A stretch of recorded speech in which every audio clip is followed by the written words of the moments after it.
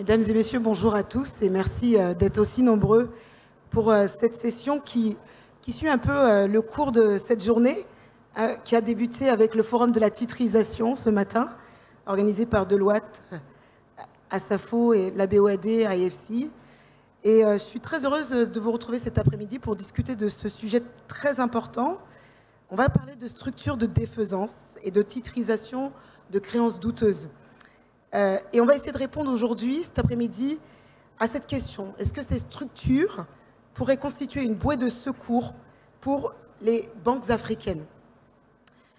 Pour vous donner un petit peu d'éléments d'information, il faut savoir que les niveaux de créances douteuses ont atteint 3 000 milliards de CFA à fin 2022 en zone UEMOA, pour un ratio moyen de NPL de 8% environ dans la région, contre 7,5% en Afrique de l'Est, dont 11% au Kenya, 8,4% en Afrique du Nord, donc 5,5% au Maroc, pour ne citer que ce pays, et un taux élevé de NPL en Afrique centrale de l'ordre de 19% en moyenne, avec un niveau de 21% en Angola en 2022.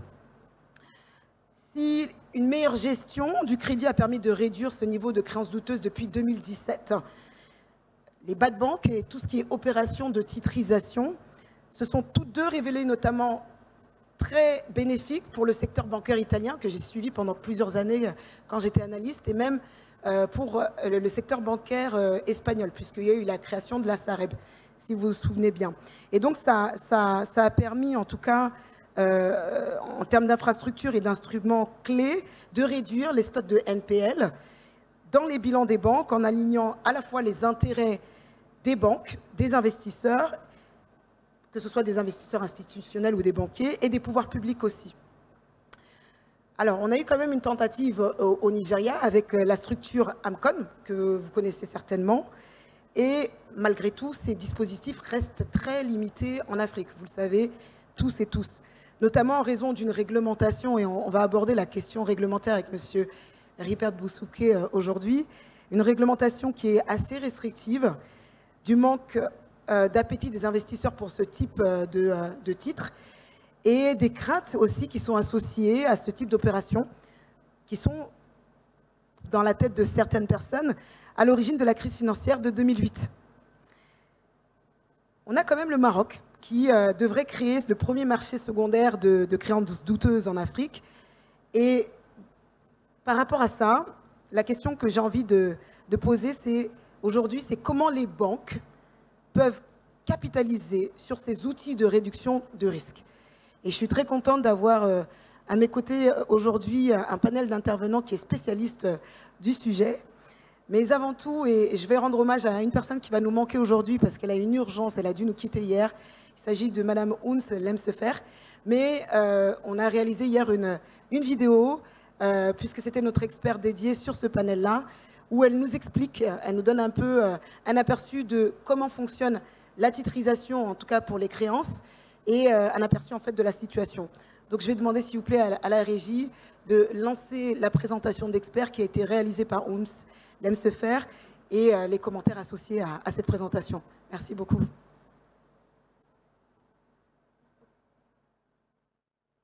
Ouns Lemsefer, I'm a partner at Clifford Chance and co-head of Francophone Africa. Securitization of non-performing loans is today a very hot topic in Africa, and especially since the COVID-19 crisis.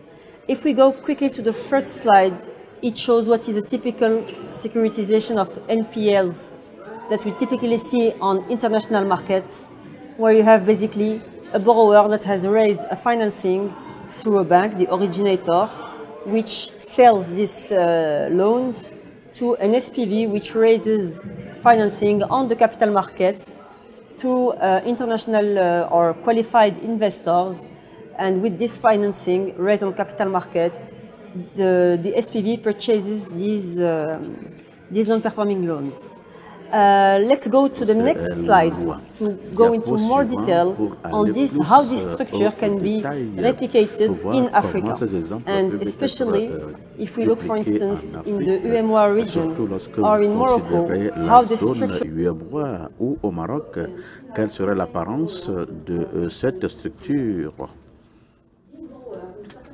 Alors, dans certains secteurs, cela ne réussit pas parce que depuis Covid, il y avait un certain nombre de secteurs qui sont connus pour des crises telles que le tourisme, qui ont été affectés tels que le tourisme, les finances, et aujourd'hui les banques africaines ont quand même ces prêts. Donc, et il faut penser au bilan de la banque et ceci empêche les banques pour accorder de nouveaux financements au niveau des PME et pour pouvoir financer les économies à ce niveau. Cela est d'abord un produit de bilan et c'est un outil pour aider les banques à optimiser leur bilan économique parce que les banques doivent être qualifiées pour les investissements et les banques alors vont vendre ces octrois au niveau, ces prêts donc au niveau de NPCT par exemple au Maroc. Ces véhicules vont donc susciter des capitaux au niveau du marché, lequel financement va aider à acheter, bien à s'approprier donc ces droits. Et ce faisant, du fait que les banques ont ces moyens de non-performance, les SPD vont les revenir en secours et avec cette décompte, les investisseurs étrangers vont évaluer comment cela peut être fait parce que ils travaillent sur les prêts et donc ils se servent des services d'autres sociétés et par rapport au matériel à recevoir, c'est-à-dire là je vais parler des créances et les banques n'arrivent pas à forcément valoriser ce point ou ces éléments et en renforçant ces sécurités par exemple ou bien ces titres de créance, cela pourra aider les concernés. Maintenant, diapo suivant, pourquoi la titrisation est-elle importante aujourd'hui? C'est important et parce que c'est un élément essentiel pour les banques.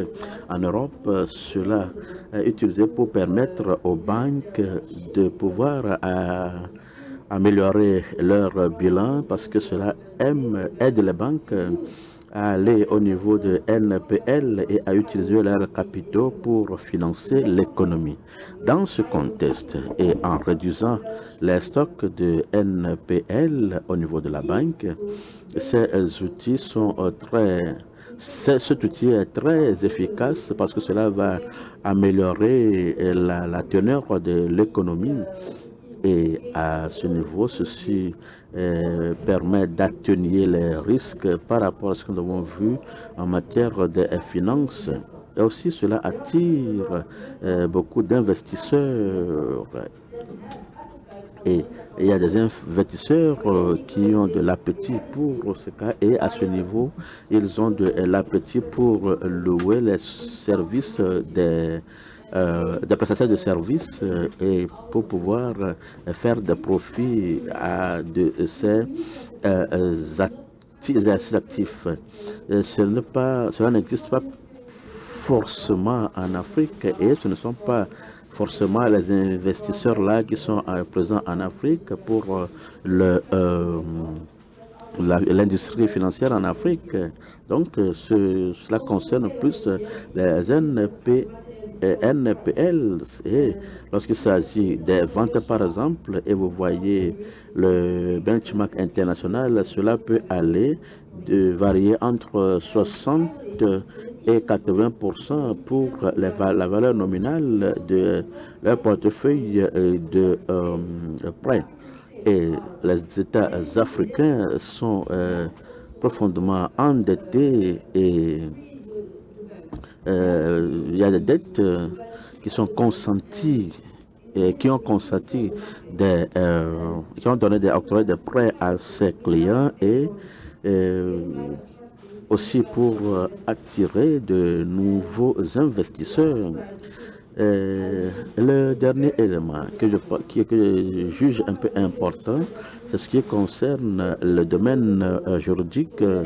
Lequel domaine juridique doit concerner la sécurisation, la titrisation donc des éléments. Premièrement, et c'est un bon exemple pour le Maroc, et en 2013, nous avons apporté une réforme pour agrandir la titrisation, pas seulement au niveau de ces banques, mais on a aussi eu des créances pour un certain nombre de dispositions applicables aux lois qui étaient donc non performantes. Il y a la disposition classique qui s'applique dans la juridiction locale au niveau de la société civile, par exemple, parce qu'on a besoin d'un transfert au niveau de NPL et cela permet aux débiteurs de pouvoir avoir ce que nous appelons par le prix des comptes pour pouvoir avoir accès aux différentes créances. Et à ce niveau, il y a des cas qui ne s'appliquent pas à la titrisation. Et vous pourrez voir que ceci permet aussi d'avoir un transfert régulier, donc, et un portefeuille sans forcément demander le consentement de chaque prêteur. Quand nous parlons des des transferts collatéraux, c'est un montant important et au niveau de ce qu'on peut faire au niveau des transferts du collatéral qui est automatique, et aussi la possibilité de devenir propriétaire des atouts, pas forcément pour voir ce qui est une option, mais aussi penser à maximiser le renforcement.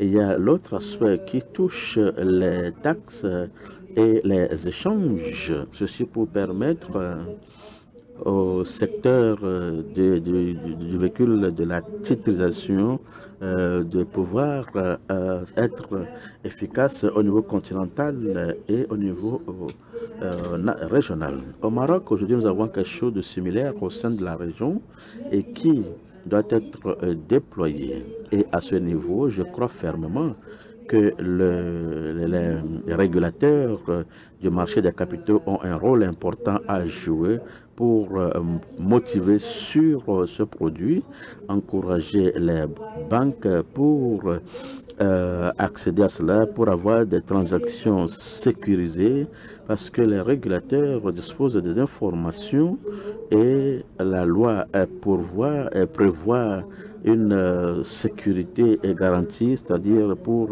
la titrisation dans ce domaine. D'avoir fait cette magnifique présentation. Et je ne vais pas tarder maintenant à appeler les intervenants sur scène. Et je vais commencer par M. Ripert Bousoupké, secrétaire général de l'AMF UEMOA. Aidez-moi à accueillir M. Ripert Bousoupké, s'il vous plaît. Suivi de M. Mohamed Ouad, CEO de Amandla Capital Real Estate. Aidez-moi à l'accueillir également sur scène. Suivi de M. Ababakar Diao, CEO de Impaxis Securities. Et enfin, M. Paul Thieba, PCA de IB Bank Togo.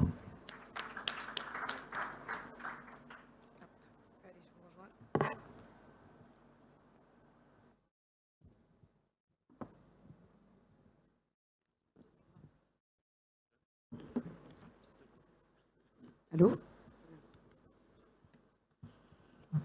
Ma première question va vous être adressée, M. Thieba. Vous avez un micro juste sur la table. Vous êtes donc le PCA de IB Bank Togo. On n'en a pas parlé, mais j'en ai parlé tout à l'heure. Le taux de créance douteuse a atteint un niveau de 8% au Togo, un niveau en ligne avec la zone UEMOA à fin 2022. Le coût du risque est élevé à date, compte tenu de l'environnement macroéconomique difficile dans lequel l'industrie bancaire évolue depuis 3 ans. Quelles conséquences ces niveaux importants de NPL ont-ils sur la gestion bilancielle au quotidien? Donc votre niveau d'activité, de crédit, la solvabilité, la renta et la liquidité, s'il vous plaît. La rentabilité et la liquidité. Allô? Oui. Merci. Non, vous avez tout dit. C'est-à-dire que, comme ça a été présenté, lorsque le niveau de ce qu'on appelle les non-productive loans en anglais, chez nous on les appelle les créances en souffrance. Quand le taux de créances en souffrance augmente dans le bilan d'une banque, ce qui se passe, c'est que tout de suite, ça a un impact sur les ratios prudentiels. Il y a une dégradation automatique des ratios prudentiels. Il y a également un problème de liquidité et également qui réduit conséquemment la capacité de la banque à pouvoir faire des crédits, notamment de nouveaux crédits, et mettre en place de nouveaux crédits. Donc, il y a un impact microprudentiel tout de suite. Cet impact microprudentiel se ressent au niveau de la capacité de la banque à faire des prêts. Ça réduit sa liquidité. Ça impacte également la rentabilité de la banque tout de suite, puisque la banque est obligée de constituer des provisions, etc., pour pouvoir amortir donc les non-productive loans. Donc, au niveau microprudentiel, ça joue tout de suite sur la banque.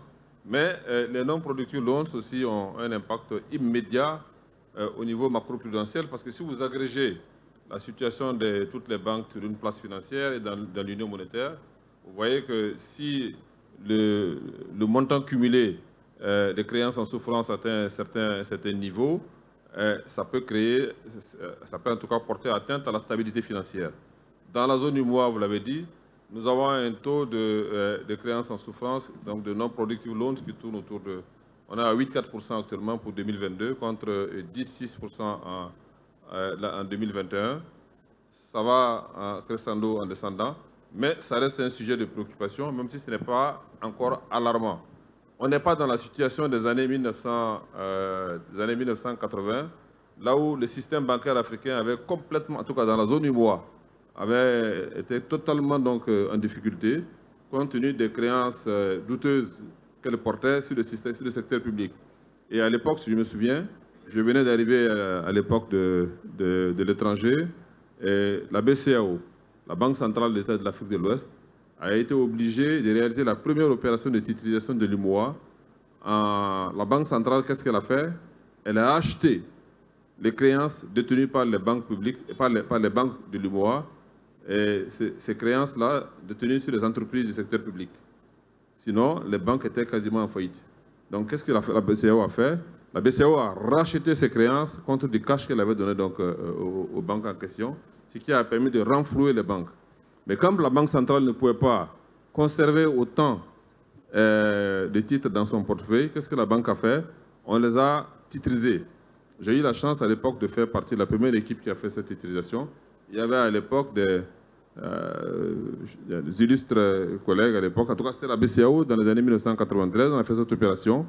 On a émis en contrepartie du gisement des créances que nous avons, on a émis des titres qui a rapporté un taux fixe de 5% sur une durée moyenne de 8 ans. Et ça avait permis ainsi de sauver le système bancaire de l'espace UEMOA. Je peux dire que la problématique que vous venez de soulever peut avoir des conséquences microéconomiques au niveau de la banque, mais également au niveau de la stabilité financière au niveau macroéconomique. Donc il est important que nous puissions trouver des solutions idoines. Chaque fois qu'il y a un niveau élevé donc, de non-productive loans, de pouvoir les gérer, soit au niveau microprudentiel, mais également au niveau macroprudentiel. Merci, M. Thiéba. Et je vais vous poser une deuxième question parce que vous avez soulevé un point qui est l'amélioration au niveau de la liquidité des fonds propres des banques en utilisant le mécanisme de titrisation. Selon vous, quelle est la raison pour laquelle les acteurs bancaires aujourd'hui ont peu d'appétence pour ce mécanisme de de-risking? Pour moi, c'est un problème simplement de culture de marché. Vous savez, tous ces instruments financiers dont nous parlons aujourd'hui, il y a quelques années, il y a très peu de gens qui savaient ce que c'était. Je ne dis pas ça par condescendance, hein, mais c'est une réalité. C'est des instruments financiers qui sont tout nouveaux et nous commençons donc à les connaître.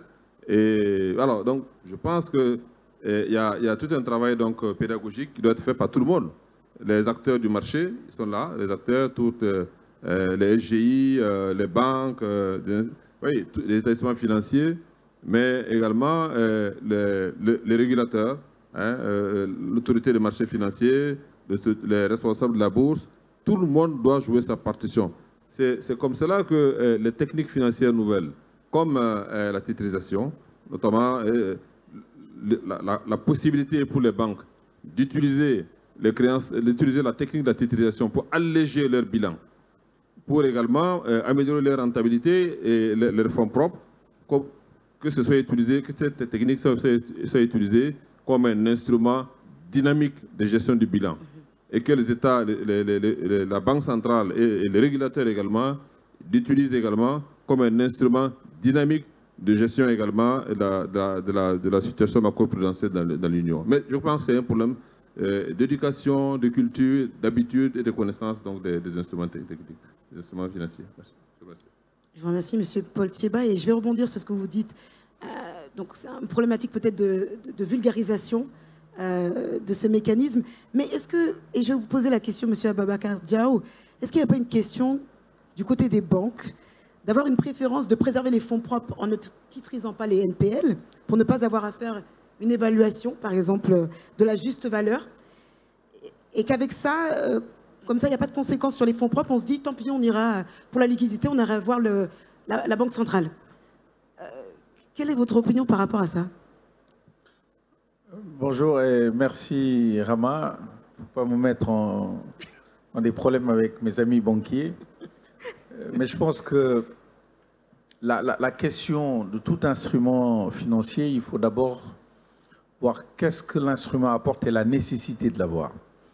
Je pense qu'aujourd'hui, pourquoi on a vu beaucoup de titrisation dans certains pays européens ou autres, des NPL, c'est parce qu'également, une bonne partie de ces banques sont des banques qui ont un rating international qu'elles doivent utiliser pour avoir les meilleures conditions de financement, donc le coût de l'argent, qui est leur matière première. Je pense que dans notre zone, pour le moment encore, on n'a pas encore ce schéma de rating un peu obligatoire pour lever des fonds ou qui crée une différenciation assez nette dans le coût des ressources. Ce qui fait que donc, quelque part, la titrisation des NPL est un besoin, mais qui n'est pas un besoin aussi pressant que ça pour certaines banques, je pense. L'autre point, par contre, et c'est ça qui quand même fait que c'est un dossier ou c'est un sujet important, c'est vrai qu'aujourd'hui, il y a encore pas mal d'outils que la banque peut utiliser pour gérer sa liquidité, pour se financer sans titriser ses NPL et donc sans prendre un hit sur ses fonds propres. Mais pourquoi c'est un sujet important? Parce qu'on est dans un schéma dans lequel on en a parlé depuis ces 2 jours. Les besoins du continent sont tels que pour y arriver, il nous faut un système financier plus fort. Certes, les banques ne sont pas les seuls éléments du système financier, mais sont un rouage important dans ce maillage. Donc avoir des banques mieux capitalisées, plus solides, plus internationales, qui attirent et qui règlent cette confiance, donc peut nous amener à devoir traiter tôt ou tard, et donc mieux vaut plutôt tôt que tard, cette question est donc à l'incorporer. Je vous remercie, M. Diao, et je partage complètement votre avis. Et je vois qu'il y a des personnalités de la BOAD qui sont dans la salle, et j'ai pu assister il y a quelques semaines au lancement de leur titrisation. Et effectivement, ce que répétait M. Serge Écuyer, c'est le fait qu'il veut conserver son rating. Et donc, c'est pour ça qu'il fait cette opération de titrisation. Donc, la question rating, comme vous l'abordez aujourd'hui, elle est cruciale à partir du moment où voilà, on a envie de garder ce profil de risque le moins élevé. Oui, parce que si je peux juste compléter rapidement, on ne va pas refaire la théorie économique. Le rating permet de mitiger le risque d'asymétrie d'information qu'on a. Exactement.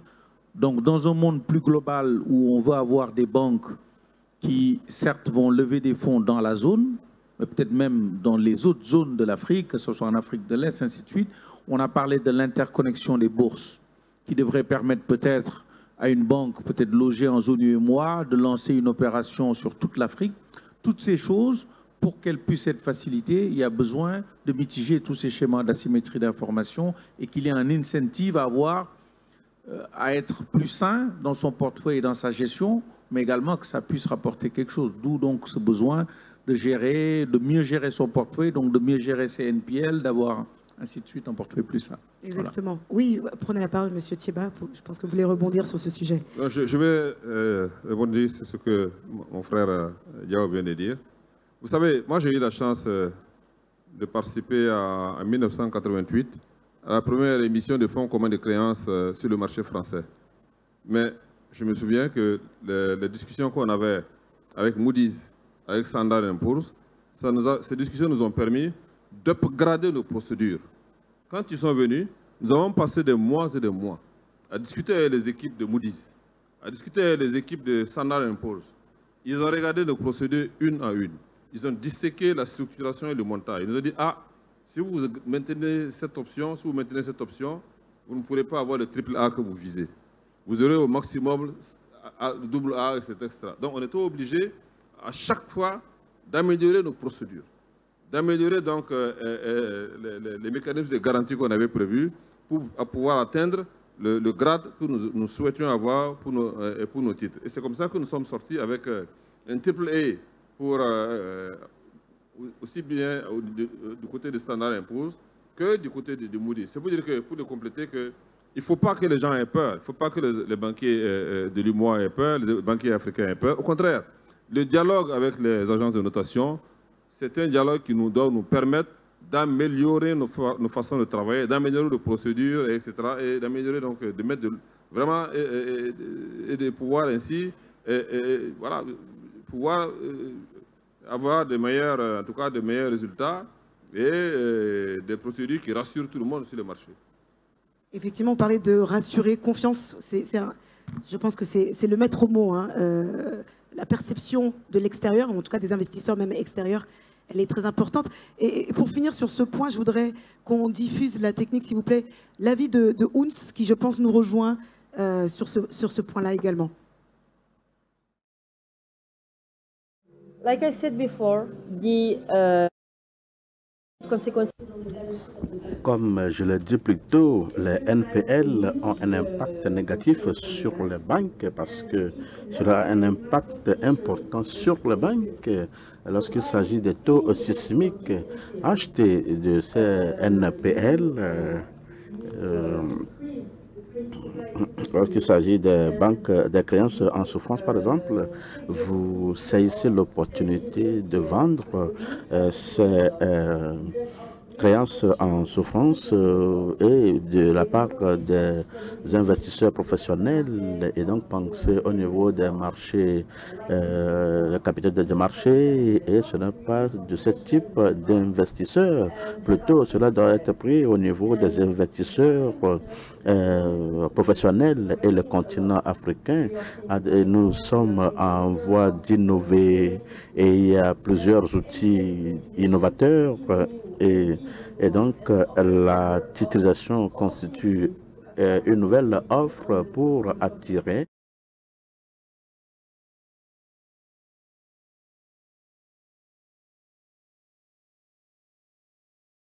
en termes de liquidité qu'offre la titrisation des créances douteuses. Je vais adresser ma prochaine question à vous, encore une fois à Babacar, mais également à Monsieur Wade, à Mohamed Wade, concernant donc, notre premier point clé qui est la perception des investisseurs. Donc on vient d'écouter Monsieur Thiéba, vous côtoyez au quotidien les investisseurs. Il y a aussi des investisseurs qui portent un intérêt particulier au NPL, je pense aux litigation funds, pour ne citer que eux. Selon vous, et je vais vous poser la question à tous les deux, hein, Babacar et Mohamed, quelles structures et garanties idoines doivent être mises en place pour attirer les investisseurs selon vous? Oui, je pense pour cette question, il y a deux aspects. D'abord, sur la base des investisseurs, je pense que le premier besoin que nous avons, et qui va répondre un peu aussi en partie à cette question, c'est d'élargir la base d'investisseurs dans notre zone. Parce que je pense qu'avoir des investisseurs qu'internationaux peut être dangereux aussi. Donc, il faut toujours une base très solide. qui doit certes être des institutionnels, mais être aussi toute la population avec différents types de produits qui les adressent. Le deuxième, il faut pouvoir trouver des structures qui puissent, au-delà d'élargir la base dans la zone, augmenter la base, donc peut-être avec des investisseurs hors zone qui peuvent être intéressés par le continent, par ce qu'on y fait. Maintenant, dans les structurations, je pense que c'est très important, surtout lorsqu'on parle de NPL, qui, comme le nom l'indique, c'est des non-performing loans. Donc déjà, le risque, il n'est même pas probable, il est devenu évident. Donc c'est important, je pense, de pouvoir trouver un schéma qui puisse créer un alignement d'intérêts et donc rassurer les investisseurs. Moi, je suis investisseur, j'ai une panoplie de produits. Pourquoi je vais aller sur les NPL où il y a un risque avéré? Alors que j'ai des obligations classiques, j'ai des actions, j'ai autre chose.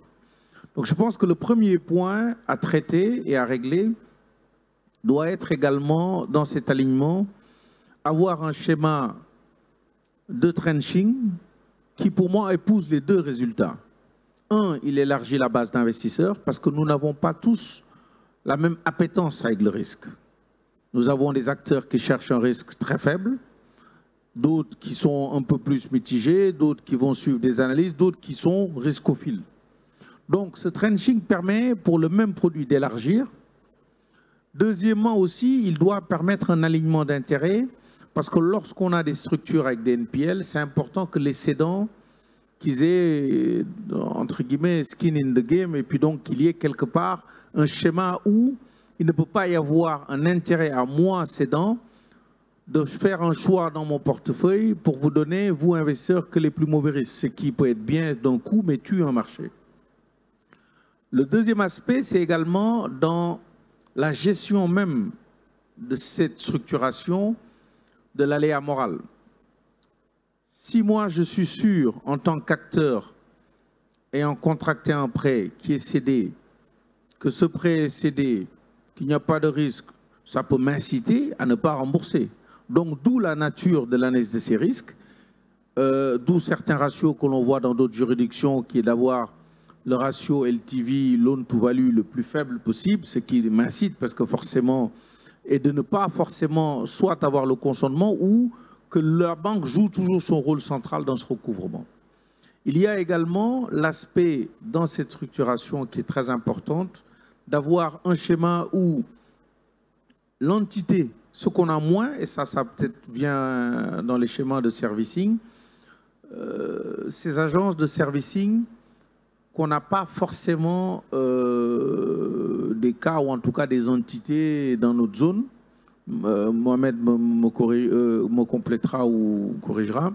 Donc, qui permettent donc d'être aussi un maillage très important pour s'assurer qu'il y a un incentive comme il faut pour que ce recouvrement se passe comme il devrait. Mais je pense que ce type de structuration est important. L'autre aspect, et peut-être je m'en arrête là, c'est également la capacité à rapprocher notre réglementation des meilleurs standards internationaux. Parce que c'est ça aussi qui permet à des acteurs, on en voit beaucoup aujourd'hui, qui sont frontier investors, qui sont emerging investors, donc qui peuvent venir sur nos types de risques, mais qui ont besoin donc d'être dans des schémas qui répondent, pas forcément juste à leurs contraintes, mais qui répondent à des standards qui ont été éprouvés et qui donc permettent d'avoir un marché plus solide. Et last but not least, le risque est corrélé au rendement. Il faut forcément que également ce rendement soit au rendez-vous. On a bien compris qu'il fallait élargir la base des investisseurs. Et d'ailleurs, ça, on en parlait pas plus tard qu'hier. Hein. On est à côté de vous, et je vais vous poser la question, Mohamed Ouad. Vous êtes gestionnaire d'actifs. Je vous pose la même question qu'Ababacar, mais concernant la structure. Une fois qu'elles sont titrisées, on a maintenant des actifs immobiliers en place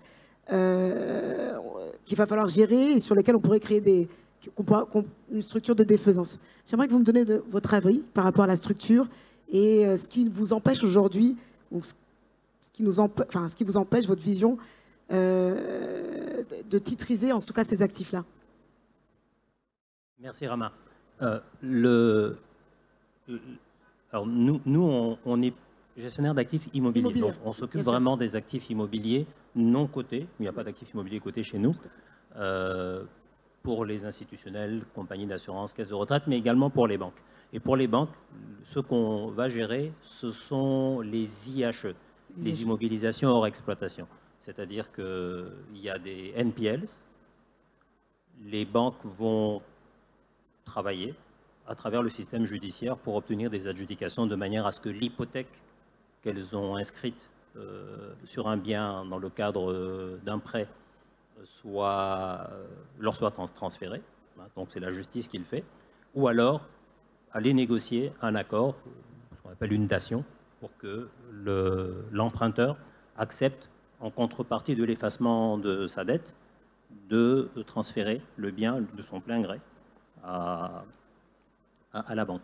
Et évidemment, c'est le pendant des NPLs. Hein. Finalement, vous avez des créances en souffrance, et puis les banques peuvent travailler pour transformer ces créances en souffrance en actifs immobiliers, c'est-à-dire on réalise la garantie et on devient la banque propriétaire. Alors, jusqu'à 2020, les banques n'avaient pas d'incitation dans la zone UMOA, hein, je précise, n'avaient pas d'incitation véritablement à faire quoi que ce soit de ces IHE. Elles gardaient ces IHE dans leur bilan. En fin 2022, il y a pour à peu près 500 milliards de francs CFA de ces IHE dans les bilans des banques. Et c'est autant d'argent qui est immobilisé, qui est illiquide, qui ne sert pas à financer l'économie. Alors en 2016, la Banque centrale a décidé de changer la réglementation en disant aux banques, on va plafonner le volume d'IHE que vous pouvez garder dans votre bilan. Et la BCAO a décidé de plafonner à 15% du niveau des fonds propres, en disant tout ce qui dépasse ces 15% sera déduit de vos fonds propres. Et ça crée une forte incitation. Donc le régulateur, il peut faciliter. Et puis parfois, le régulateur aussi, son rôle, c'est d'inciter parce que ces IHE, c'est autant d'argent qui ne finance pas l'économie. Alors qu'est-ce qui empêche la titrisation de ces actifs immobiliers dans les bilans des banques? La première chose, c'est la réglementation. Sur le marché, aujourd'hui, le régulateur permet de titriser des créances, ne permet pas de titriser des actifs, mais ce sont des choses qui sont en train d'évoluer. Je crois qu'il y a des réflexions sur le sujet et on devrait pouvoir évoluer là-dessus. Donc ça, c'est la première chose. La seconde chose, et ça rejoint ce que disaient mes prédécesseurs, c'est qu'il faut une incitation. Si vous commencez à titriser des actifs immobiliers, ça veut dire qu'il faut accepter une décote. Si vous acceptez une décote, ça veut dire qu'il y a un impact sur votre résultat et donc sur vos fonds propres à l'arrivée. Et donc aujourd'hui, les banques sont prises entre deux extrêmes. Si elles convertissent les créances douteuses en actifs immobiliers dans leur bilan et que ça dépasse 15%, il y a un impact sur leurs fonds propres. Une fois que c'est devenu des IHE, si elles cèdent ces IHE qui souvent ont une valeur comptable qui est supérieure à la valeur de marché, il va y avoir un impact sur leurs fonds propres. Donc ça, c'est la première raison qui empêche les banques de facilement céder. La seconde raison, au-delà donc, il y a la réglementation, il y a l'impact sur les fonds propres des banques, et puis enfin, il y a l'appétit des investisseurs. Mais on peut penser que les investisseurs auront plus d'appétit pour un actif immobilier que pour des NPLs. En général, sur les créances en souffrance, sur les marchés, on voit des décotes 70-80%. Sur des actifs immobiliers, les décotes sont plutôt de l'ordre de 30 à 50%. Donc pour une banque, convertir des créances en souffrance en actifs immobiliers avant de les titriser lorsque la réglementation le permettra, pourrait avoir des avantages. Je vous remercie, M. Ouad, et j'ai envie de rebondir sur ce que vous venez de dire pour proposer ma première question à M. Ripert Bousoubké. Qu'est-ce que vous pouvez proposer? D'accord, merci. Par rapport à ce que vient de dire M. Ouad sur les actifs immobiliers. D'accord. Bon, je vais peut-être revenir en arrière déjà pour répondre ou commenter quelques points qui ont été évoqués par mes prédécesseurs. Déjà pour identifier la source des NPL. Alors, pourquoi est-ce qu'on a des NPL? On a des NPL parce que soit on a des pratiques de prêts qui ne sont pas adaptées, donc on a une mauvaise... on a en tout cas de mauvaises pratiques au niveau des institutions financières. On ne regarde pas les dossiers de crédit, on n'évalue pas correctement la qualité de l'emprunteur, ou on peut avoir une mauvaise pratique de gestion de risque. La Banque centrale a édicté des ratios, elle a demandé qu'on veille à ne pas concentrer les risques sur un individu, sur une même signature ou sur un secteur d'activité donné, mais on n'a pas respecté. On peut également se retrouver dans un schéma où c'est l'environnement économique même qui pose problème. Et donc, on a des chocs exogènes et finalement, cela affecte la capacité des emprunteurs, que ce soit les entreprises comme les ménages. Et donc, ça devient un problème général. Et ça, si c'est général, ça veut dire que ça va au-delà de la réglementation, ça va au-delà des acteurs. Et ça nécessite une intervention au niveau même de l'État pour sauver. Il peut également avoir des changements économiques structurels où ça peut être qu'au niveau de l'institution financière, on a prôné un endettement excessif. Alors, vous avez dit on est à 8% dans l'UEMOA, mais il faut relever, il faut repartir dans le contexte. Qu'est-ce qui s'est passé avant? Il ne faut pas oublier qu'on est sorti de la crise bancaire des années 80. Et on a vécu la dévaluation. Quand vous prenez la dévaluation, c'était en janvier 1994. Et c'est en janvier 1994 qu'il y a eu le nouvel acte de l'OHADA relatif aux droits des sociétés commerciales et du GUE, qui fixe un certain nombre de prérogatives, qui demandent à ce que certaines exigences soient mises en œuvre au niveau légal en ce qui concerne la gestion des créances. Et l'autorité des marchés a été créée quasiment dans le même sillage, 1996. Et donc tout ça, ça conditionne l'évolution de l'environnement. Et donc on est obligé d'avoir une gestion prudente. Aujourd'hui, aucun régulateur, même si le régulateur doit gérer les risques et créer les opportunités, mais aucun régulateur n'a envie d'avoir un stock de créances douteuses important, parce que c'est susceptible de conduire à une crise si ce n'est pas bien géré. Donc voilà un peu les commentaires que je voulais faire d'abord pour contextualiser. Ensuite, je pense qu'il y a eu 2 critiques encore sur le régulateur. La réglementation est restrictive et il y a nécessité d'aligner la réglementation aux standards internationaux. Alors, je pense que la réglementation n'est pas restrictive. La réglementation vise des objectifs. Et si on veut travailler à utiliser les NPL comme un instrument financier, ou en tout cas on veut créer un marché pour les NPL, il ne faudra pas simplement regarder la réglementation. La réglementation doit permettre de viser la responsabilité des acteurs, la transparence. Et c'est les piliers qui vont permettre de bâtir la confiance. La responsabilité, c'est quoi? Si les institutions financières ont utilisé de mauvaises pratiques de prêt ou une mauvaise gestion de risque, pourquoi est-ce que vous voulez qu'on crée un marché secondaire pour transférer ces risques-là à quelqu'un? C'est ça, en fait. Par contre, si c'est les conditions économiques qui ont affecté le système financier, effectivement, ça devient un problème, mais il faut y trouver une solution. Et donc, à chaque fois, le régulateur, il doit faire la balance entre la gestion des risques et la gestion des opportunités. Et donc, c'est un peu ces 2 éléments que je voulais également relever sur l'aspect réglementation. Alors, sur l'aspect garantie, oui. Je pense que vous aviez évoqué ça, Babacar avait commencé. Alors, qu'est-ce qu'on peut quand même faire si on se retrouve dans un contexte où on a des NPL et on veut un marché, on veut animer un marché des NPL? Il faut déjà travailler à mettre en place des mécanismes internes de garantie. Donc, si j'ai des NPL, la question qui va se poser pour un investisseur, c'est qu'est-ce que j'ai en face de ces NPL? Donc, il faut peut-être regarder si j'ai la capacité de surdimensionner, d'apporter des actifs en garantie pour surdimensionner ces NPL. Et là, ça devient attractif pour un investisseur.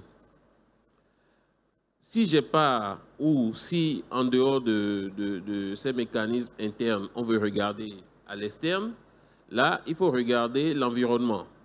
Et dans l'environnement, on va regarder si on a la possibilité d'avoir des organismes externes, comme les compagnies d'assurance ou des fonds de garantie, pour venir bonifier un peu ce risque-là ou atténuer, pour permettre de rendre ce produit attractif. Mais l'autre facteur qui va quand même être déterminant pour celui qui achète, qui est l'investisseur, c'est même l'environnement juridique. C'est la capacité à exécuter voilà, ces garanties ou ces mécanismes. Donc, ça va questionner la qualité du système judiciaire. Est-ce qu'aujourd'hui, nous avons des tribunaux de commerce suffisamment outillés? Est-ce que les procédures sont suffisamment alertes? Donc, ce sera ça, ces questions qui vont être posées. Et en dehors du système judiciaire et de la garantie, si l'autorité de marché doit être quelque part questionnée, on va regarder les mécanismes de cession de créances qu'on peut utiliser. Est-ce qu'aujourd'hui, on peut avoir des mécanismes de cession de créances suffisamment fluides? Est-ce qu'il faut utiliser un bordereau de cession de créances? Donc là, il faut aller regarder entre ce que dit la loi et ce que la réglementation veut. Comment est-ce qu'on peut utiliser l'instrument pour le rendre liquide? Ce sera ça qu'il faudra regarder. Il faudra regarder si on veut ouvrir un marché, comment est-ce qu'on fait l'articulation entre tout ce qui est demandé par le Code civil et le Code de commerce. Il faut regarder les subtilités pour s'assurer qu'il n'y a pas de conflit. Et enfin, on va aller regarder, mais si on doit ouvrir un marché, pour quel type d'investisseur on va ouvrir ce marché? Bien sûr. Et donc ça, une fois qu'on a touché à ces différents facteurs, alors on peut dire oui, on peut avoir un marché des NPL, on peut avoir un marché des NPL qui répond à tel objectif et qui répond à tel besoin des investisseurs. Donc voilà un peu quelques commentaires que je pourrais faire sur les différentes,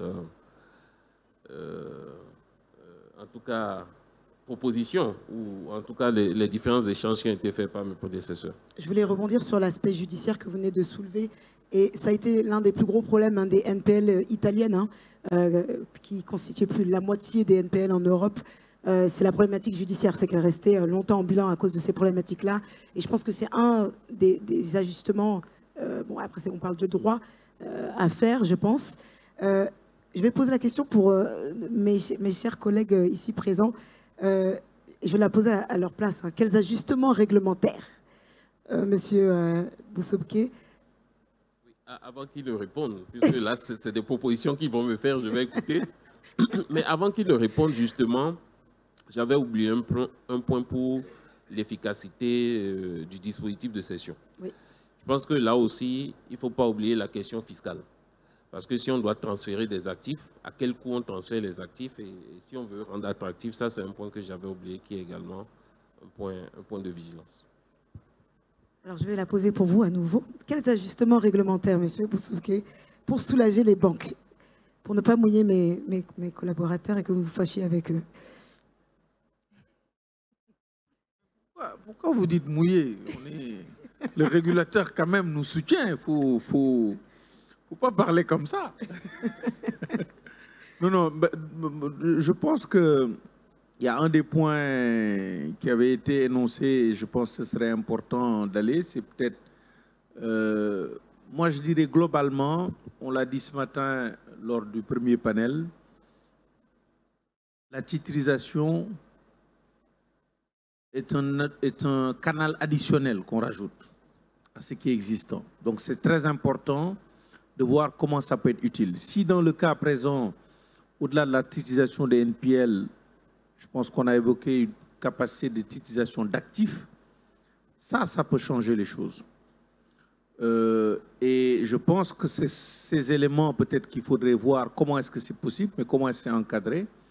Mais je pense encore pour un actif qui est très risqué, c'est important de voir comment on s'assure, surtout on est sur un marché où quoi que l'on puisse dire, même si on parle d'investisseurs qualifiés et autres, on est quand même sur un marché avec une culture financière pas encore si développée que ça. Donc c'est important de pouvoir permettre un éventail de choix très large dans la structuration, mais également trouver le mécanisme qui peut éviter qu'on voit ce qui s'est passé dans d'autres marchés qui ont conduit à des crises assez compliquées à résorber.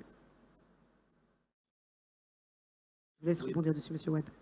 Oui, peut-être pour aller dans le sens d'Ababacar, je pense que c'est vrai qu'on dans nos régions, on aime bien taper sur le régulateur, mais le régulateur est là pour protéger le marché, il est là pour protéger les investisseurs. Et alors, on peut ne pas être d'accord avec les choix faits par le régulateur, mais c'est une fonction essentielle. Sans régulateur, il n'y a pas de marché.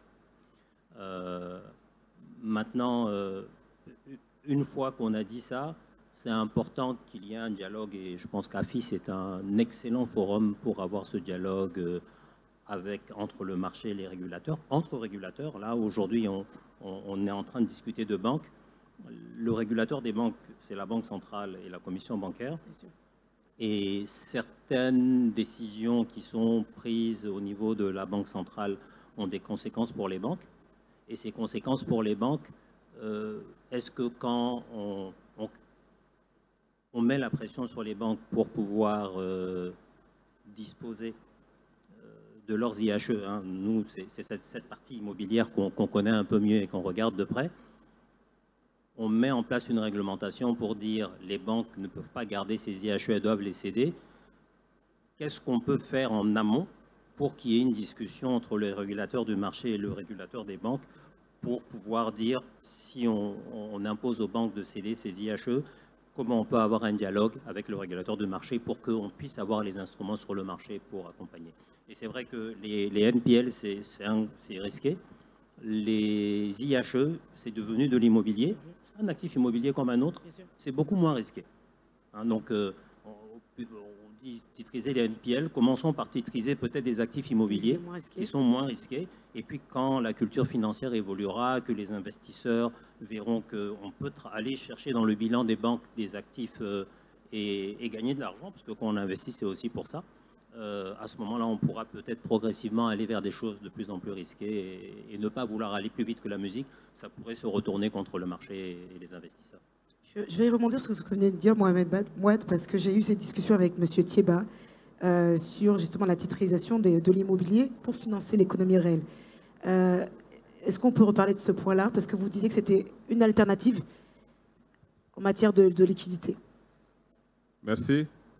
En fait, si on remonte même aux origines de la titrisation aux États-Unis, on va se rendre compte que la titrisation est née comme un complément du dispositif de financement du logement. Parce que les banques n'avaient pas suffisamment de ressources à long terme pour pouvoir porter des créances sur 20 ans, 30 ans, 40 ans. Et c'est pourquoi ce mécanisme a été mis en place, pour qu'une fois que les crédits sont mis en place, avec la garantie des agences fédérales, des titres, les créances puissent être titrisées et portées donc par les investisseurs. Et c'est ça qui a permis donc le boom de l'immobilier aux États-Unis. Et c'est pour dire qu'en réalité, comme mes prédécesseurs l'ont dit, il n'y a pas de contradiction entre les régulateurs et les professionnels du marché. On doit travailler ensemble pour atteindre les objectifs que nous recherchons. Aujourd'hui, tout le monde sait, dans l'UMOA, dans les 8 pays de l'UMOA, quand vous regardez la structure des crédits, vous ne trouverez pas les crédits à long terme. Vous trouverez les crédits, la maturité la plus longue, ça ne dépassera pas 8 ans, 7 ans, 8 ans. En tout cas, il est difficile pour des fonctionnaires moyens ou des salariés moyens de pouvoir financer un prêt immobilier sur 8 ans. Il faut des ressources à long terme. Malheureusement, nous n'avons pas également des investisseurs institutionnels à long terme capables de financer ce genre de projet. Donc, ce qu'il faut faire, c'est justement encourager ce qui a été dit ce matin, savoir institutionnaliser la titrisation. C'est la titrisation qui pourra permettre aux banques, une fois que les crédits immobiliers sont mis en place, de pouvoir les céder au marché. Et c'est comme ça qu'on pourra mettre en place un cercle vertueux qui permettra donc de porter le secteur du logement dans nos pays. Je crois que c'est tous en travaillant ensemble qu'on pourra le faire. Je pense également que la question des garanties, on a vu dans les pays d'Europe, à la suite des crises financières que nous avons vécues récemment dans le monde, que, vous l'avez dit, hein, l'Italie portait à elle seule 30% des PNL. 50% même. 50% même, vous voyez, de toute la zone euro. L'Espagne également, la Grèce, etc. Alors, ça posait clairement un problème de stabilité financière. Et c'est pour ça que des fonds de garantie ont été créés voilà, pour garantir les titres qui ont été émis en contrepartie donc des titres qui ont été émis. Voilà. Mais ça répondait à des objectifs qui étaient vitaux pour la stabilité financière. Je pense que c'est comme ça qu'on peut travailler tous ensemble, les régulateurs, les professionnels, tous ensemble, en fonction des objectifs que nous visons. S'il s'agit de prendre en charge le financement des secteurs aussi vitaux que l'immobilier, de travailler ensemble pour porter ça ensemble, même s'il faut mettre en place des mécanismes de garantie, ça peut se faire. Aux États-Unis, c'était le cas. Pourquoi pas chez nous? Aujourd'hui, vous regardez, moi je regarde les systèmes bancaires ici chez nous, au Togo, et dans d'autres pays, aucune banque n'est capable de faire un prêt immobilier sur 20 ans, 30 ans. Ce n'est pas possible. Donc ça veut dire que tous ceux qui n'ont pas les moyens ne peuvent pas se loger. C'est ça la réalité. Seule la titrisation peut permettre de régler ce problème. Je vous remercie, M. Thiéba. Et pour terminer sur ce point-là, parce qu'il nous reste 5 minutes pour en plus aborder la dernière question sur la juste valeur, je voudrais juste qu'on partage l'avis de Ouns également sur ce point-là, donc sur la partie 2. Of course, the regulators are key. Bien sûr, les régulateurs jouent un rôle important pour le développement. Par exemple, les résultats constituent un cadre essentiel et, à titre d'exemple, on pense à une réforme pour 2030 et à ce niveau, nous avons pensé à ce qui concerne les emprunteurs, surtout pour le développement du marché secondaire pour les créances en souffrance. Et les banques doivent être autorisées pour retenir les portefeuilles de ces créances et le renforcement des collatéraux doit être simplifié. Et cela doit en outre être transparent, automatique et profitable à la titrisation sans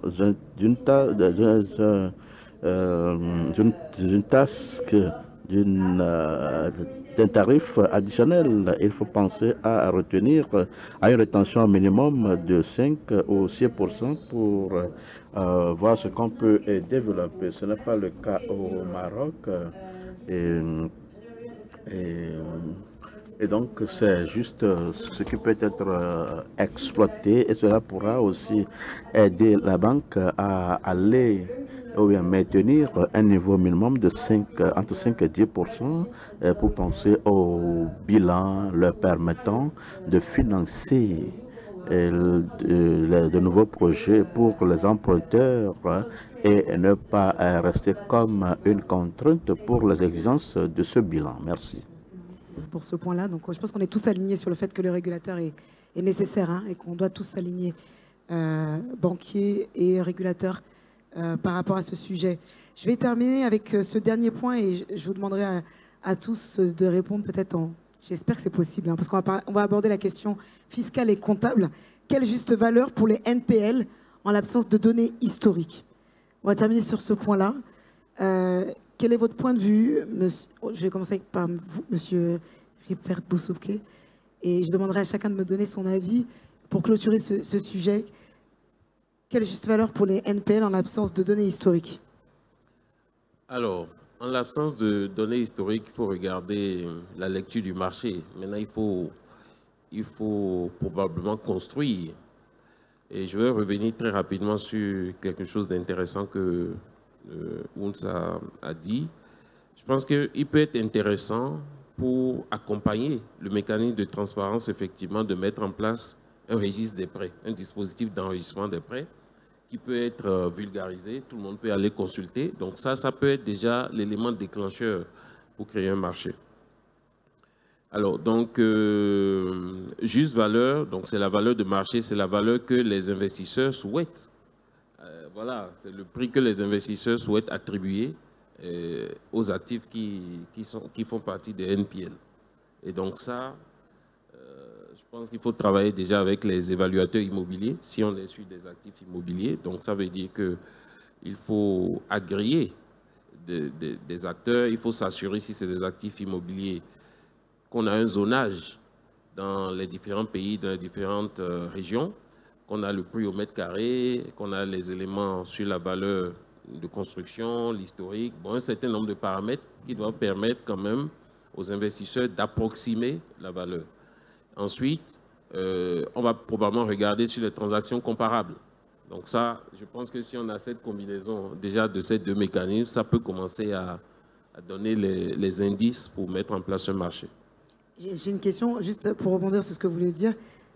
On parle de open banking, open data. Est-ce que vous allez l'imposer si Alors, on a déjà beaucoup de mal à partager. Il y a déjà des choses, oui. Parce que c'est vrai, je suis régulateur, mais il y a des choses que le régulateur bancaire doit faire et des choses que le régulateur de marché doit faire. Et c'est vrai qu'on a des canaux de discussion, secrétariat général de la Commission bancaire, secrétariat général de l'AMF, et on participe tous au Conseil des ministres. Donc, si c'est des sujets importants, justement le cas de la titrisation, il a été fait par l'AMF, la BCAO et la Commission de l'UEMOA. Donc, c'est des questions qui sont transversales. Mais le régulateur bancaire est dans une optique prudentielle. Le régulateur de marché est dans une optique de transparence de l'information. Donc, si on arrive à trouver le bon linking, normalement, on devrait pouvoir trouver les éléments pour que le marché soit au service, en tout cas, des bénéficiaires. Je vous remercie. La même question que vous êtes posée? Oui, alors, pour la partie immobilière, oui, nous, ce qu'on constate, c'est que dans les bilans des banques, et les banques font le même constat que nous, c'est que très souvent, les expertises immobilières qui sont faites par des experts immobiliers agréés ne vont pas toujours refléter la réalité de la valeur des actifs immobiliers qui sont dans les bilans des banques. C'est-à-dire la banque pense qu'elle a un actif qui a une certaine valeur et c'est au moment de céder ces actifs qu'on se rend compte qu'au prix indiqué par l'expert, ça ne part pas. Donc ça c'est une réalité. Alors, nous, on pense que la vraie solution, elle est dans le marché. Les investisseurs institutionnels sont ceux qui font les transactions immobilières les plus transparentes. En général, un institutionnel, quand il achète un actif, 100% du prix est déclaré. Je ne suis pas en train de dire que les privés ne le font pas, mais en tout cas, les institutionnels, c'est une réalité et ils n'ont pas le choix. Donc, si on arrive, parce qu'on crée les instruments pour que les institutionnels puissent avoir de la liquidité avec leurs actifs immobiliers, ça peut être un facteur de transparence du marché immobilier. Donc, évidemment, on revient à des discussions qui sont en cours. Il y a une réflexion vraiment très avancée sur comment faire en sorte que les actifs immobiliers puissent aussi être sur le marché, puissent être cotés sur le marché. C'est important. Ça pourrait donner plus de transparence au marché immobilier et ça faciliterait aussi bien le travail pour le marché immobilier en général, les investisseurs institutionnels, mais aussi pour les banques, parce que les actifs immobiliers qui seront donnés en garantie auront une valeur plus certaine.